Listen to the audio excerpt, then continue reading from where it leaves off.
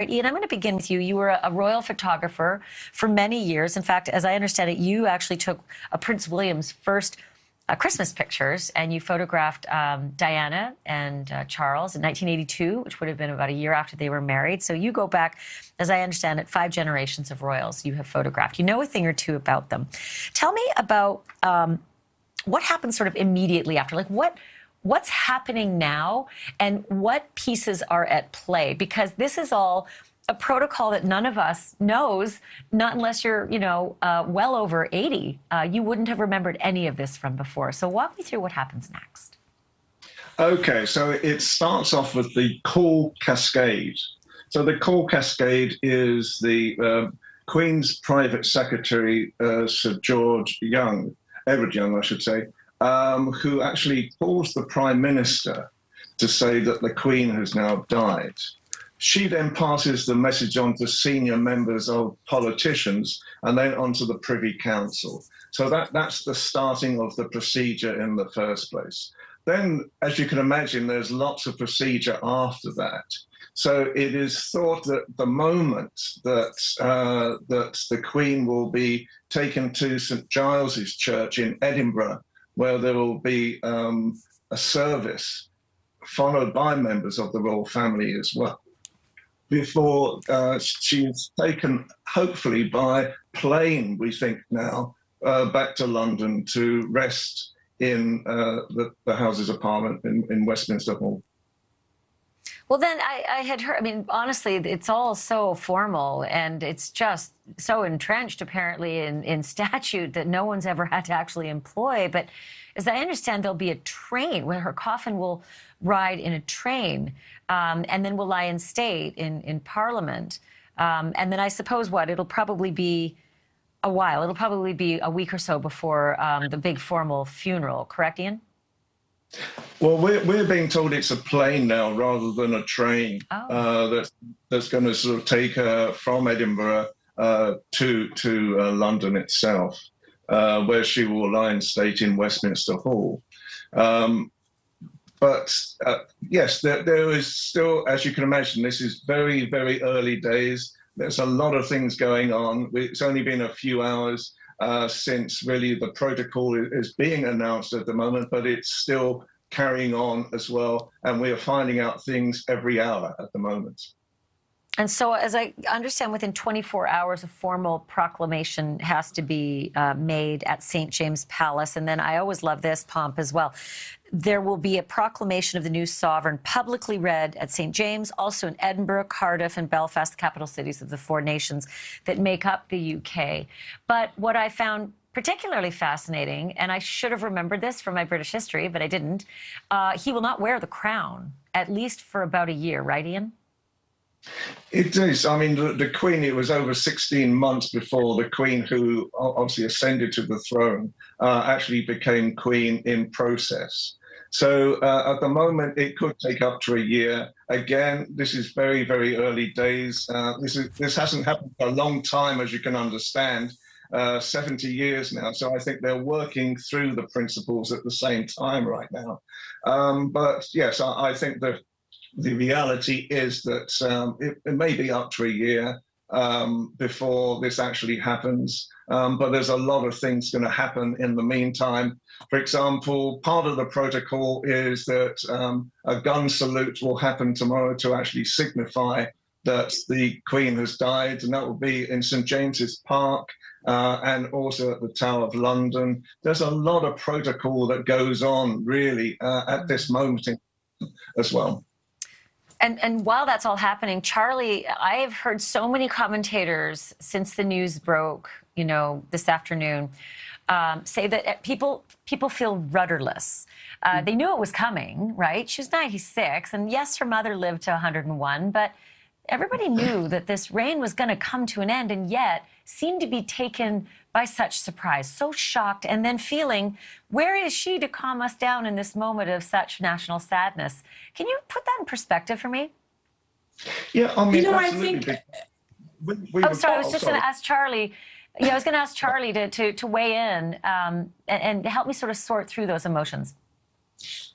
I think something you have to remember is that there are very few people alive in the UK today who have existed in a time when the Queen was not a part of their lives. I'm 34 years old. I do not remember a time when the Queen was not an enormous part of my culture and an enormous part of my life. I was born and raised to respect and admire the Queen. My mother was born and raised to respect and admire the Queen.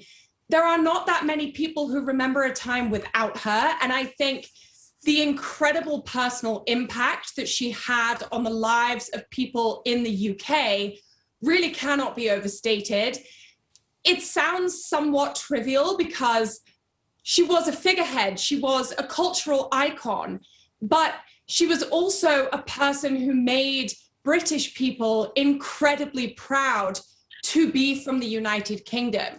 I feel an enormous sense of pride right now, knowing that she has impacted the world in such a positive way. And it brings a tear to my eye just thinking how many millions of people the world over are mourning her now, when I know that she is a person who has been at the head of our country, even in just a cultural role, for so many decades. Yeah, it's funny. I didn't expect that I was going to feel the way I did today. I didn't feel the same way I felt when Diana died. That was even more shocking and more traumatizing, it seemed, for not just me, but hundreds of millions of people. But it just seemed very empty and just very... I mean, even that image just kind of makes me feel a little hollow and sad inside, almost as though the entire royal concept has shifted on its axis. You know, to that end, Rob, I want you to talk to me about Camilla, because the term queen consort is not something that I think anybody's really familiar with. What does it mean? And then what does it mean really? I mean, I know what it means, but what is it going to mean to the Brits to have Camilla the queen consort? So basically, the queen consort is whoever is married to a reigning king. So he's now the king, she's married to him, she's the queen consort. But the reason this title is so difficult is because of their very troubled past. And Princess Diana obviously was part of that. But I think what's going to really help both Charles and Camilla here is the great affection we have towards his mother. The Queen made it very, very clear during the last couple of years of her life that she really wanted us to embrace Charles. She wanted us to embrace Camilla. She's the one that said Camilla is going to get this title. And so I think at the moment, a lot of people are thinking, if it's good enough for Queen Elizabeth, we're going to give it a try too. It is good enough for us. And obviously too, over the last 20 years or so, opinions about Charles, Diana and Camilla have changed. And now the opinion polls in Britain show that Camilla now is doing much, much better than she did when we first got introduced to her. So I think they have a really good chance here, fingers crossed.